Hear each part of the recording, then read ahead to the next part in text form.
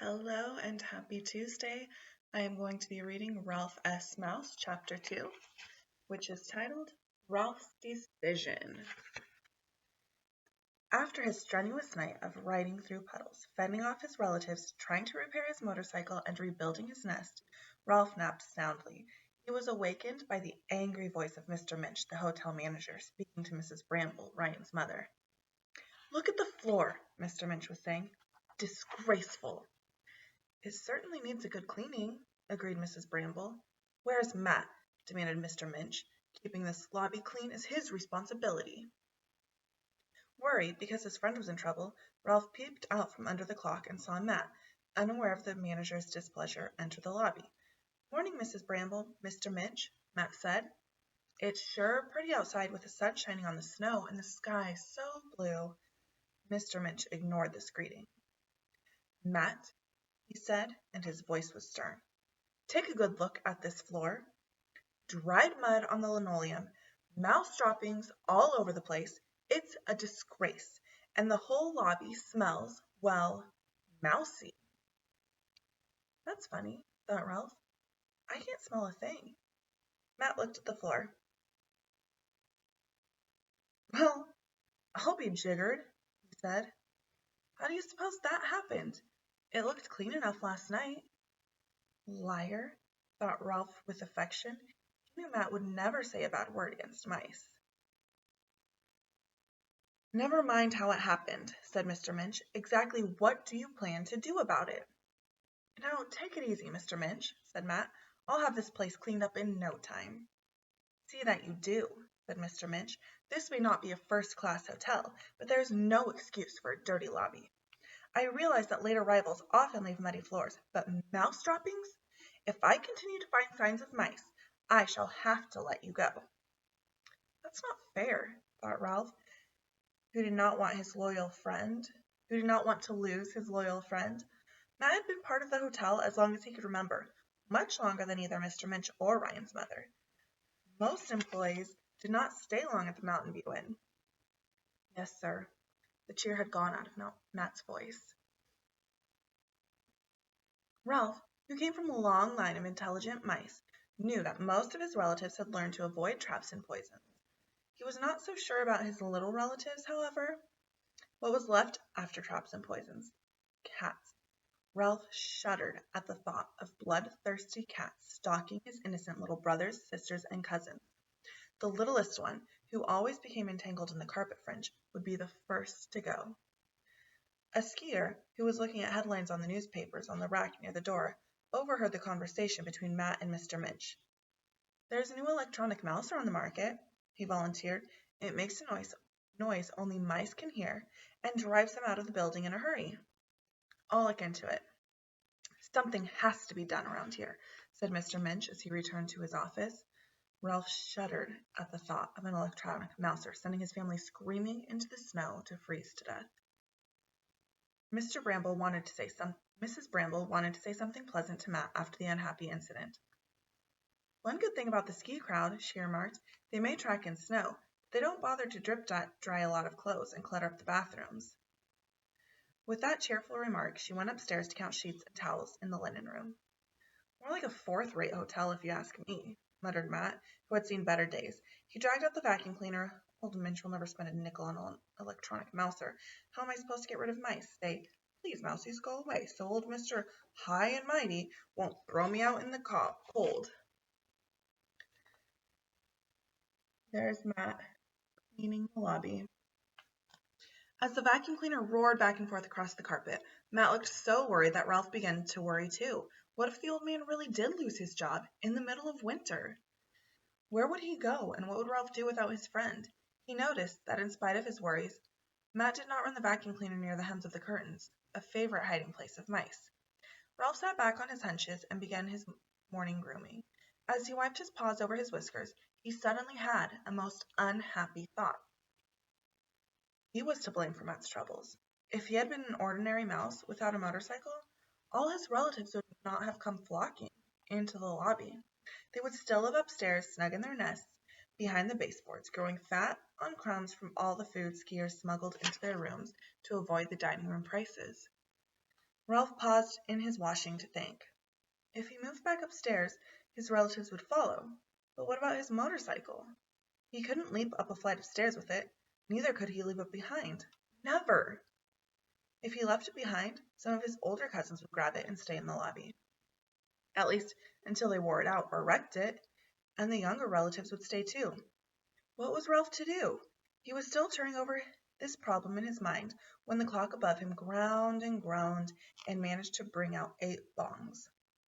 Right on schedule. Ryan came running into the lobby, warmly dressed to go to that mysterious place known as school. He was carrying his books and lunch in a backpack. Ralph admired his waffle stompers. The muddy floor caught Ryan's attention. He studied the mud. And when Matt left to fetch a mop, he got down on the floor in front of the clock and pressed his cheek against the floor so that he could speak to Ralph. I saw your tire tracks, he whispered. I bet you had a great time last night. Yeah, except for a bunch of little mice, said Ralph. What's the matter? Ryan asked him. You sound unhappy. Suddenly, Ralph knew what he had to do. He thought fast, which was easy for him. Mice often have to think fast to survive. Look, Ryan, he said, I'm in trouble, and I don't have time to tell you about it. Just take me and my motorcycle with you and don't ask questions. To school? Ryan was surprised. Come on, begged Ralph. We're friends, aren't we? Sure, we're friends, agreed Ryan. But there's no time for buts, said Ralph, who knew Ryan would soon have to leave to catch the school bus. Well, okay, if you say so, said Ryan. By the time okay had passed Ryan's lips, Ralph was wheeling out his motorcycle with his crash helmet dangling from the handlebars. I'll stay out of sight, he assured his friend. There must be some place I can live at school. Ryan stuffed the motorcycle into one pocket of his parka and picked Ralph up carefully so he wouldn't smash his tiny ribs. You mean you want to stay at school? Yes, said Ralph, suddenly frightened by his decision. There must be some place I can hide. Ryan thought a moment. Well, there's one of Melissa Hopper's boots. You could hide there. Doesn't she wear her boots? Asked Ralph, picturing himself squashed in the toe of a boot by the foot of Melissa, whoever she was. Not if she can help it, said Ryan. Melissa hates boots, so she leaves them at school. That way, her mother can't make her wear them. A sensible girl, thought Ralph. Mrs. Bramble came bustling back into the lobby. Ryan, what on earth are you doing on your knees? You should be on your way out to the highway or you'll miss your bus. Just checking the floor for dust, fibbed Ryan as he quickly slid Ralph into his parka pocket. Bye, Mom. And he ran out the door and went crunching through the snow to the highway. Ryan must have had second thoughts about taking Ralph to school. He said, I guess Miss Kay won't mind. Who's Miss Kay? Asked Ralph. My teacher, explained Ryan. Her real name is Miss Kuckenbacker, but she told us to call her Miss Kay, because calling her Miss Kuckenbacker would take up too much classroom time. Oh, said Ralph, mystified.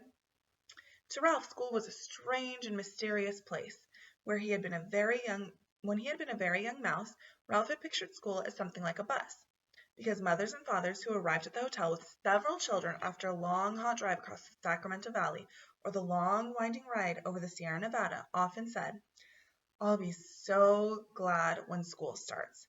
Ralph had naturally concluded that because a school started, it must also move like a car. As Ralph had grown more sophisticated from listening to children, he came to understand that children moved. School stood still. Later on, he learned that some grown-ups, called teachers, also went to school. Some of these teachers stayed in the hotel during the summer. As far as Ralph could see, teachers behaved like ordinary people, except that, unlike parents, they said, oh dear, school will soon be starting. Ralph found a clue as to what teachers did in that mysterious place from a television commercial shown several times a day. In it, a woman who said she was a teacher held a tube of toothpaste in her hand as she walked around saying, Toothpaste doesn't excite me. Good checkups excite me. This remark puzzled Ralph. However, when he had lived upstairs, he had once tasted toothpaste when a careless guest left the cap off a tube. He found himself foaming and frothing at the mouth as he skittered around frantically, trying to find water while one of the maids ran down the hall shrieking, Mad Mouse! Mad Mouse! No, Ralph could not agree with the television teacher. Toothpaste was exciting. This Miss Kay, said Ralph as Ryan reached the bus stop. Is she okay? Yeah, she's pretty good. Ryan stamped his feet to keep them warm. She thinks up interesting things to do for language arts. Like our school is named the Irwin J. Sneed Elementary School, and last week she had us write a composition about who we thought Irwin J. Sneed was, and why the town of Cucaracha, California named its school after him. Ryan scooped up a handful of snow, squeezed it into a ball, and threw it at the branch of a pine tree. Snow slid off the branch and fell with a soft plop. Some kids made Irwin J. Sneed a monster from outer space, continued Ryan, but I made him a horse thief back in the gold rush days when Cucaracha was a mining town. I said he was the first person to go to jail in Cucaracha, so they named the school after him. Miss Kay gets real excited about Cucaracha being a gold rush town with a lot of history. Oh, said Ralph, puzzled. Who was Irwin J. Sneed, really? Just some old guy on the school board when the school was built way back in the 1970s, explained Ryan as he made another snowball. Ralph could make no sense of this information at all. As the snowball made more snow plop from a branch to the ground, Ryan had a sudden thought. I better be careful about talking to you at school, or people will think I'm nuts. Maybe some of them can understand me, suggested Ralph. They might even like to see me ride my motorcycle. Ryan considered. Better not go showing off. Somebody might steal your motorcycle, or maybe everybody would start bringing mice and motorcycles to school.